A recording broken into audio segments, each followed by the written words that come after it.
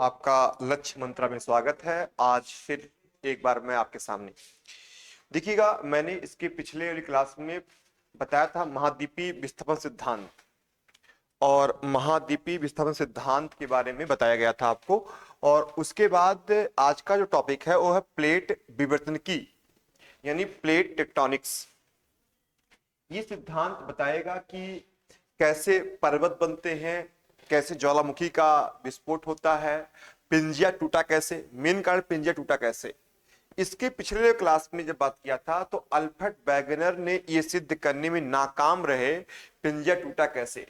उन्होंने बताया पिंजिया टूटा सूर्य और चंद्रमा के गुरुत्वाकर्षण बल के कारण टूटा था पिंजिया, लेकिन ऐसा नहीं था। कई सारे और कारण थे पिंजिया टूटने के। तो उस बात को समझाने का काम करेंगे मैकिंजे, पार्कर और मोर्गन। जो सिद्धांत दिया गया है प्लेट विवर्तनिकी सिद्धांत, समझिएगा। ये सिद्धांत तभी आपको समझ में आएगा जब आप पूरी तरीके से इसकी पूरा एक थ्योरी को अच्छे समझ लेंगे। आइएगा समझते हैं। पहला मुद्दा हम यहां शुरू करेंगे कि आपका बेसिक पॉइंट समझने पहले आपको बताया गया होगा कि देखिएगा कि ये आपका जो अर्थ होता है, जो आपका अर्थ है, तो अर्थ को आपने पढ़ा होगा कि अर्थ को 3 लेयर में बांटा गया है। ऊपर का जो भाग होता है ये कहलाता क्रस्ट, इसको हिंदी में बोलते हैं भूपर्पटी। उसके बाद का जो पार्ट होता है वो कहलाता है मेटल, मेटल। उसके बाद का भाग होता है कोर। पृथ्वी को 3 लेयर में बांटा गया है। जब पृथ्वी की आंतरिक संरचना आप पढ़ेंगे तो वहां बताया जाता है कि पृथ्वी को 3 लेयर में बांटा गया है, क्रस्ट, मेटल, कोर में बांटा गया है। आगे की बात करें तो ये देखिएगा, इस वाले भाग को कहते हैं अपर मेटल, अपर मेटल, अपर मेटल।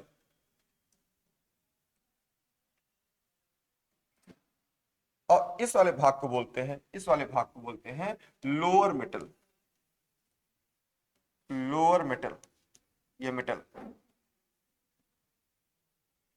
तो जो ये आपका होता है, ये पूरा भाग होता है, ये वाला भाग होता है अपर मेटल, और ये क्रस्ट का जो पूरा भाग होता है इसे हम बोलते हैं अपर मेटल। और क्रस्ट का जो भाग होता है इसे हम बोलते हैं आपका लिथोस्फीयर, लिथोस्फीयर। यानी कि हिंदी में बात करें तो स्थल मंडल बोलते हैं, स्थल मंडल बोलते हैं। और आपका जो लोअर मेटल का भाग बचा हुआ है इस पार्ट को हम बोलते हैं, इस पार्ट को बोलते हैं आपका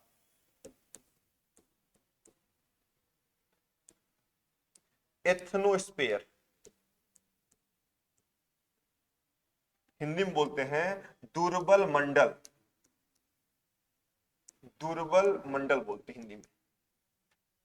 यानी कि सर आपका जो लोअर मेटल होता है उसे हम बोलते हैं एथनोस्फीयर, और जो आपका अपर मेटल और क्रस्ट होता है इससे मिलकर बनता है आपका स्थल मंडल, लिथोस्फीयर। इतनी बात आपको समझ में आ गया होगा। इसका यूज आगे चलकर अभी आने वाला है।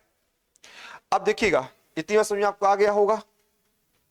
अब अगला बात समझिएगा, यहां पे समझिएगा कि सर ये जो प्लेट विवर्तनिकी सिद्धांत है, जो प्लेट विवर्तनिकी सिद्धांत है वो किसने दिया था? वो दिया था आपका, किसने दिया था? दिया था, देखिएगा जो टेक्निकल प्रॉब्लम थी हमारी सही हो गई है। ये देखिएगा, मैंने अभी तक जितना आपको समझा दिया था तो आपको इतनी बात समझ में आ गई होगी कि लिथोस्फीयर क्या होता है, और ये भी समझ में आ गया होगा कि एथनोस्फीयर क्या होता है, यानी दुर्बल मंडल क्या होता है। अब देखिएगा अगला क्वेश्चन बनता है हमारा कि सर ये बताइएगा प्लेट क्या होता है, प्लेट क्या होता है। अच्छा, मैं क्लास शुरू करने से पहले बता दूं मैं आपको कि जो क्लास होगी ना आपको 2 या 3 पार्ट में हम देंगे आपको, क्योंकि लेक्चर काफी लंबा हो जाता है और लंबे लेक्चर को बच्चे बहुत पसंद नहीं कर पाते कि इतना लंबा लेक्चर 2 घंटे का बैठकर, तो आप बोर हो जाते हैं। तो ये क्लास हमारी 2-3 पार्ट में होगी। तो अगला क्वेश्चन होता है कि सर प्लेट क्या होता है। प्लेट की बात करें तो प्लेट क्या होता है हम बता दें, इसे बोलते हैं पहले एक बार इंग्लिश देख लीजिएगा और हिंदी देख लीजिएगा। बोलते प्लेट क्या होता है? It is a part of lithosphere. Lithosphere, it is part of a lithosphere. यानी अगर हम बात करें तो स्थल मंडल का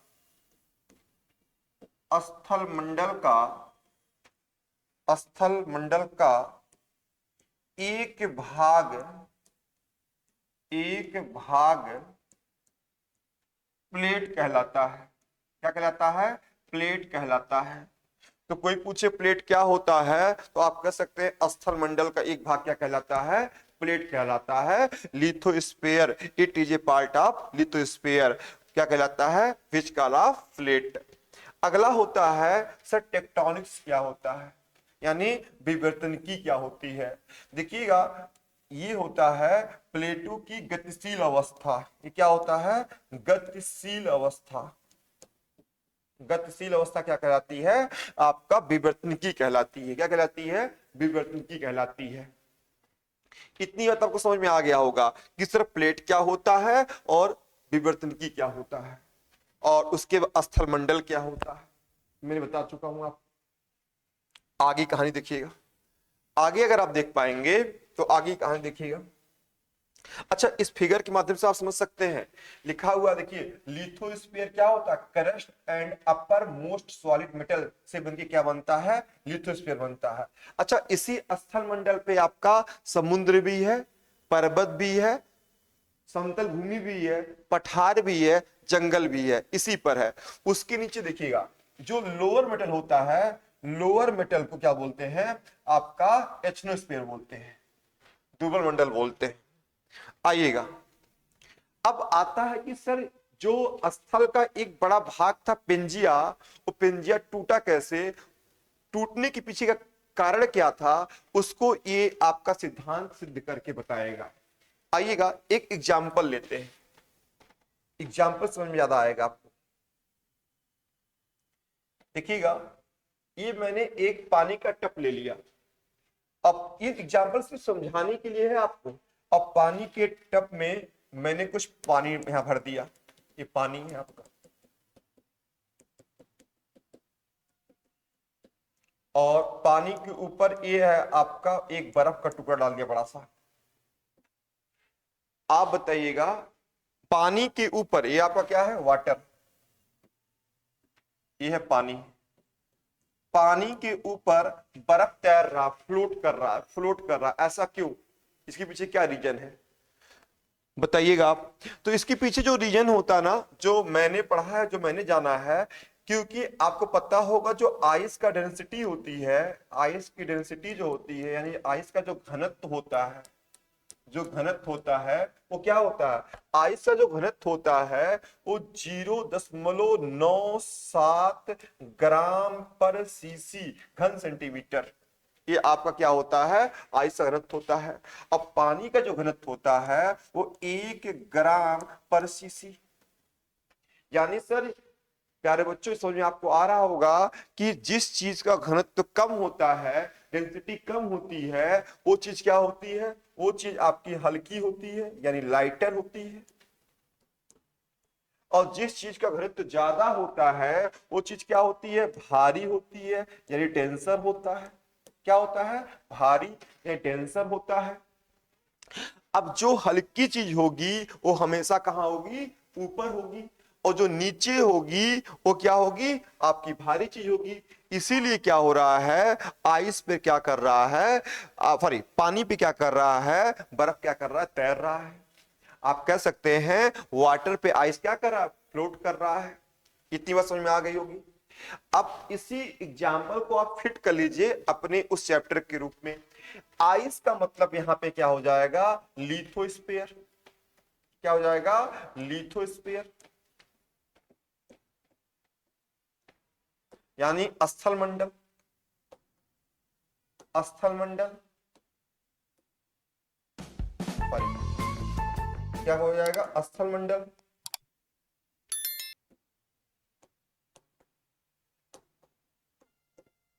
और जो आपका पानी है, जो पानी है वो क्या हो जाएगा आपका, वो आपका जो पानी है ये हो जाएगा आपका दुर्बल मंडल। दुर्बल मंडल, पानी क्या हो जाएगा आपका दुर्बल मंडल। तो आप कह सकते हैं कि सर दुर्बल मंडल पे अस्तमंडल क्या कर रहा है, तैर रहा है।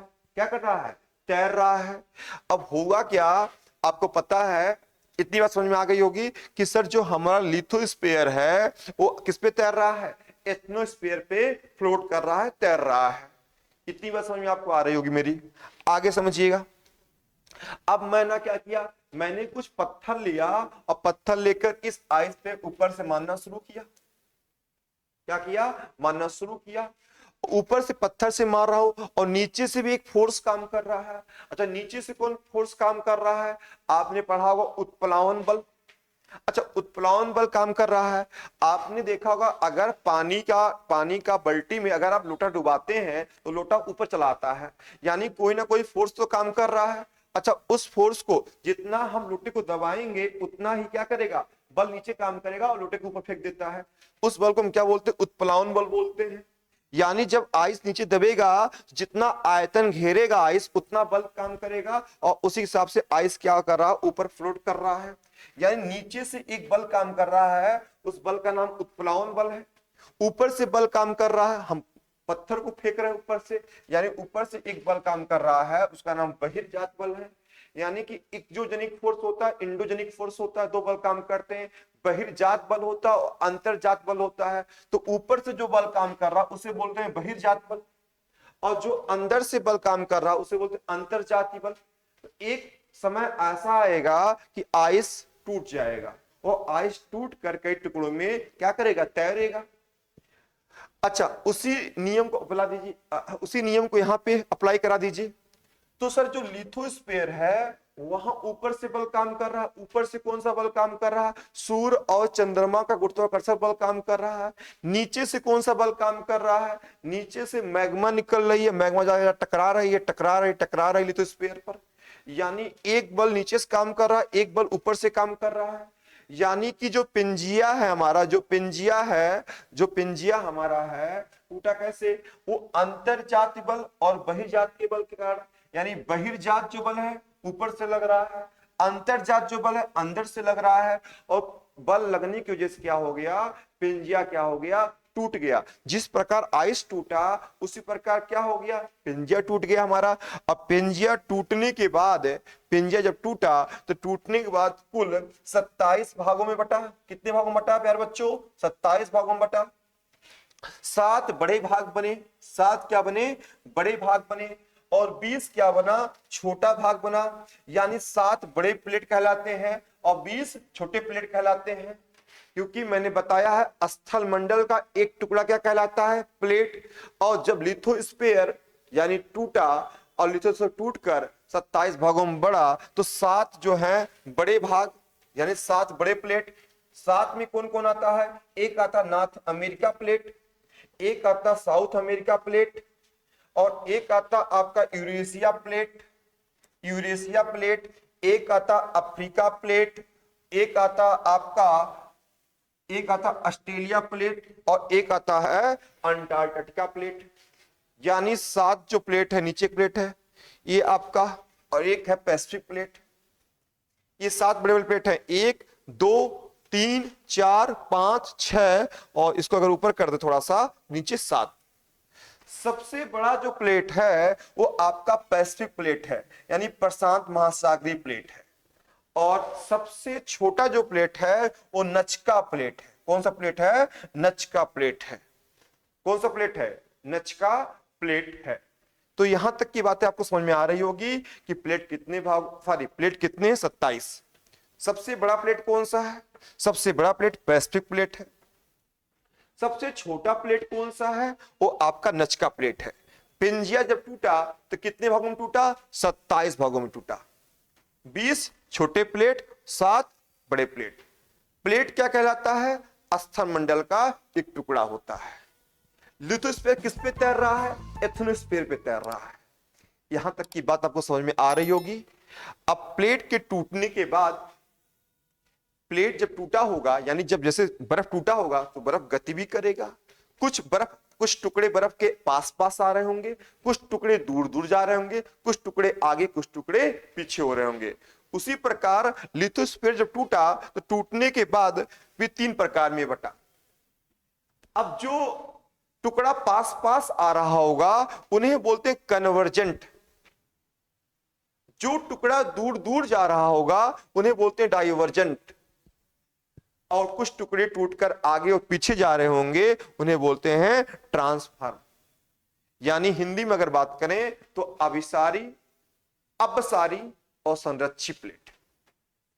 और इन्हीं प्लेट के दूर जाने से, इन्हीं प्लेट के पास आने से आपका हिमालय का निर्माण हुआ है, आपका अरावली पर्वत, राखी पर्वत बना हुआ है, आपका एंडीज पर्वत बना हुआ है, कई प्रकार के ज्वालामुखी का विस्फोट होता है। कैसे होता है इसके बाद वाले लेक्चर में हम देखेंगे।